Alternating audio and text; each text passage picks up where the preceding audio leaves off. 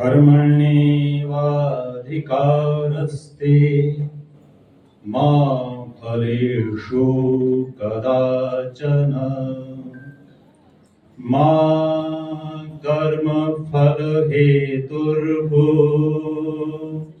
मा ते संगोऽस्त्वकर्मणि।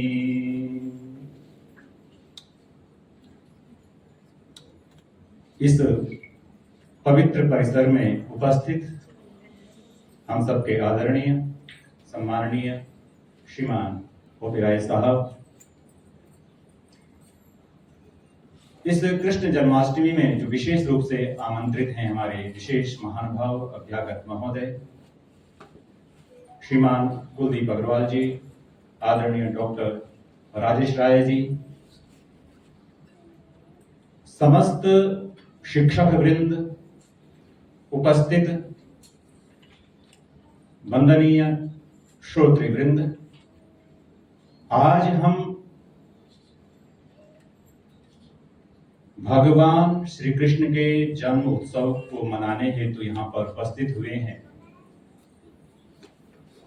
कृष्ण को समझना बहुत आसान भी है और बहुत कठिन भी है। कृष्ण वो व्यक्ति है जो बांसुरी बजाते हैं। बांसुरी का मतलब है जीवन में कितने भी संघर्ष हो, कितने भी छेद हो, कितनी भी कठिनाइयां हो, कितनी भी मुसीबत हो, तो आपको मुस्कुराहट गायब नहीं होनी चाहिए। कृष्ण इस बात का प्रतीक है कि हमारा लक्ष्य होना चाहिए हैप्पीनेस। हैप्पीनेस हमारी फर्स्ट प्रायोरिटी होनी चाहिए, एक कृष्ण का। दूसरा जो बहुत महत्वपूर्ण चीज है, कृष्ण के शब्द के मायने क्या है। कृष्ण का एक अर्थ होता है काला कलुआ, बिल्कुल कृष्ण वर्ण सांवले रंग को कहते हैं। क्यों कृष्ण कहा जाता है? क्योंकि उस पर फिर कोई और रंग चढ़ नहीं सकता है।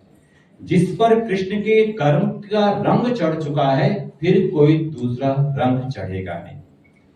दूसरा अर्थ है कृष्ण का, कृष्ण धातु बनती है हल जोतने के अर्थ में।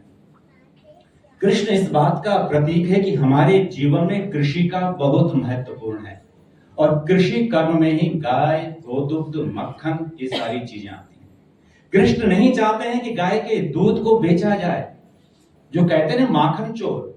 कृष्ण चाहते थे कि नहीं, माखन को बेचा न जाए, बल्कि माखन को, नवनीत को हम अपने बच्चों को खिलाएं, उसको व्यवसाय न करें। तीसरा अर्थ है कृष्ण का आकर्षण, और जीवन में आकर्षण तब पैदा होता है जब हम कर्मों की भूमि से ऊपर उठते हैं। इसलिए कर्म कहा जाता है। कर्म शब्द का मायना है करते हुए मन का लगना अनिवार्य है। और अभी जो जिन बालिकाओं ने यहाँ पर मंच का संचालन किया, अनाउंसमेंट किया है, उन्होंने एक बात कही है, कृष्णम वंदे जगत गुरु। कृष्ण गुरु हैं।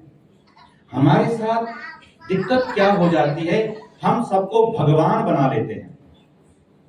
भगवान का मतलब आपको डिवोशन के साथ, श्रद्धा के साथ पेश आना है। नहीं बंधुओं, आप यदि श्रद्धा के साथ पेश आएंगे तो सबसे पहले आप अपने अंदर के प्रश्नों को खत्म कर देंगे। कृष्ण मतलब प्रश्नों को पैदा होने दो। अगर मेरे अंदर प्रश्न पैदा नहीं हो सकते हैं तो मैं गुरु के पास क्यों जाऊंगा?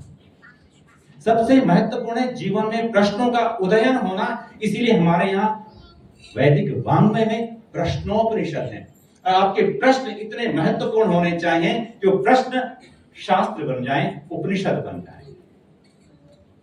अब एक बात जो मैं बहुत जरूरी करना चाह रहा हूं, गीता केवल कृष्ण की नहीं है। इस बालिका ने कहा उद्धव गीता है। ऐसी लगभग 100 गीताएं हैं हमारे यहाँ भारतीय संस्कृति में कृष्ण के अलावा। और सबसे महत्वपूर्ण गीता अगर आपने सुना होगा, अष्टावक्र की गीता सबसे महत्वपूर्ण गीता है। पर वहां क्या है, अष्टावक्र जैसा दिव्य आचार्य है और जनक जैसा शिष्य है। इतना दिव्य चिंतन है अष्टावक्र गीता में जो हमें समझ में नहीं आती है, जो हमारे काम की नहीं होती है। लेकिन यहां पर क्या है, अर्जुन हमारे जैसा एक व्यक्ति है जो अपनों से परेशान है, अपनों ने उससे छीना है, अपनों ने उसको दुखी किया है। और व्यक्ति दूसरों से नहीं हारता है, व्यक्ति अपने परिवार से हारता है, अपने संबंधियों से हारता है, अपने रिश्तेदारों से आप हारते हो। इसलिए अर्जुन वो व्यक्ति है जो आप में से हर कोई व्यक्ति के अंदर अर्जुन विद्यमान है।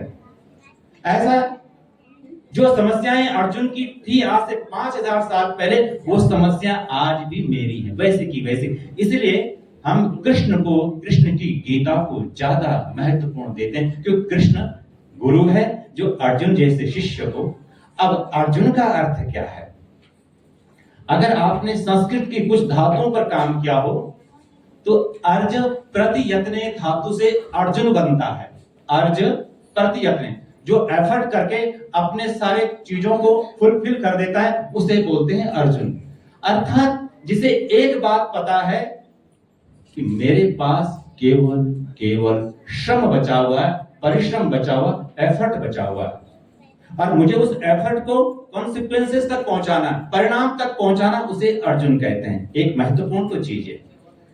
दूसरा महत्वपूर्ण चीज यह है, अगर आप देखें तो एक शब्द आता है संस्कृत में ऋजु, और अर्जुन उस शिष्य का नाम है जो कृष्ण के सामने समर्पण कर देता है, सरल बन जाता है। अगर शिष्य सरल है तो गुरु उसको कहेगा तू मत लड़, मैं तेरे साथ हूं। तो अर्जुन उस शिष्य का नाम है जो कहता है कि जिज्ञासा के साथ, श्रद्धा के साथ, प्रतिभा के साथ आपको अपने गुरु के पास जाना है, और वो गुरु फिर आपकी हर परिस्थितियों में तैयार होगा। एक थोड़ा सा आख्यान मैं आपके सामने जरूर रखना चाहूंगा। मैं जानता हूं समय की सीमा है, लेकिन पक्ष प्रसंग बहुत पवित्र है। क्यों कृष्ण को समझना जरूरी है? अगर आप देखेंगे तो कृष्ण की जीवन में वो परिस्थितियां थी जो एक आम आदमी की परिस्थितियां होती हैं। प्रसंग आता है महाभारत में, कर्ण कृष्ण के पास पहुंचते हैं और कर्ण कृष्ण से कहते हैं, बताओ माधव मेरा क्या दोष है, बताओ माधव मेरा क्या दोष है, पैदा होते ही मेरी मां ने मुझे छोड़ दिया, बताओ मेरा क्या दोष है। और इतना ही नहीं, मैं आचार्य द्रोण के पास जाता हूं और द्रोण मुझे धनुर्विद्या को सिखाने से मना करते हैं, बताओ मेरा क्या दोष है। और तब सारे पांडव मेरी बेइज्जती करते हैं, बताओ माधव कृष्ण बताओ मेरा क्या दोष है। उसके बाद कहते हैं, मैं परशुराम के पास गया, गुरु परशुराम के पास गया, और गुरु परशुराम ने मुझे विद्या तो दी, लेकिन साथ में शाप भी दिया कि जिस वक्त तुझे इस विद्या की सबसे ज्यादा जरूरत होगी उस वक्त तेरी ये विद्या भूल जाए, बताओ माधव मेरा दोष क्या है। तीसरी बात, अगली बात कहता है, मैंने धनुष पर प्रत्यंचा चढ़ाई थी, बाण चलाया था और सामने गाय आ गई, बताओ मुझे गो हत्या का पाप लगाओ, बताओ माधव मेरा दोष क्या है। तो सुनना कृष्ण का उत्तर, कृष्ण का उत्तर सुनना बहुत जरूरी है। कृष्ण कहते हैं, हे कर्ण तुम्हारा सारा का सारा जो संसार शुरू होता है तुम्हारे जन्म के बाद होता है, लेकिन मेरे बारे में सुनो, मेरे अभी जन्म भी नहीं हुआ था तभी मेरे मामा ने मुझे मारने के लिए कई प्रकार के षड्यंत्र शुरू कर दिए थे, समझ रहे हो। और जन्म होने के बाद में कहां जन्म होता है, मेरा जेल में, कारावास में मेरा जन्म होता है।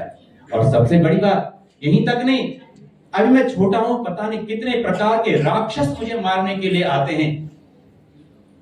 और यही नहीं, मुझे अपनी मातृभूमि भी, अपने लोगों को भी छोड़ करके मुझे कहां जाना पड़ा, द्वारका जाना पड़ा, इसीलिए लोग मुझे रणछोड़ कहते हो। प्रसंग चलता है, फिर कर्ण कहता है, हे माधव सब बातें आपकी सही है, लेकिन जिस वक्त मैं अकेला था, जिस वक्त मेरा कोई समर्थन नहीं कर रहा था, जिस वक्त कोई मुझे मान्यता नहीं दे रहा था, उस वक्त मुझे कोई मान्यता देने वाला था, वो मेरा मित्र दुर्योधन था। और अब तुम कहते हो कि मैं दुर्योधन की सहायता ना करूं, कैसे? उस वक्त कृष्ण को सुनना। कृष्ण कहता है जो बातें तुम कह रहे हो ना, मेरे साथ भी किसी ने साथ नहीं दिया, लेकिन मैंने सच्चाई का रास्ता नहीं छोड़ा। तो बंधुओं, कृष्ण का मतलब है जीवन में कैसी भी परिस्थिति आ जाए, कितने भी कष्ट आ जाए, कितने भी विपदाएं आ जाए, कितने भी स्ट्रेस आ जाए, लेकिन आपको सत्य का मार्ग नहीं छोड़ना और मुस्कुराहट नहीं छोड़नी है। आप सब मेरे साथ बोले, कृष्णम वंदे जगद्गुरुम, कृष्णं वंदे जगद्गुरुं, कृष्णं वंदे जगद्गुरुं। अब एक जो महत्वपूर्ण अर्थ है कृष्ण का, वो मैं अब लास्ट में करना चाह रहा हूं। क्री का मतलब होता है डूइंग और श्ना का मतलब होता है डिटैचमेंट।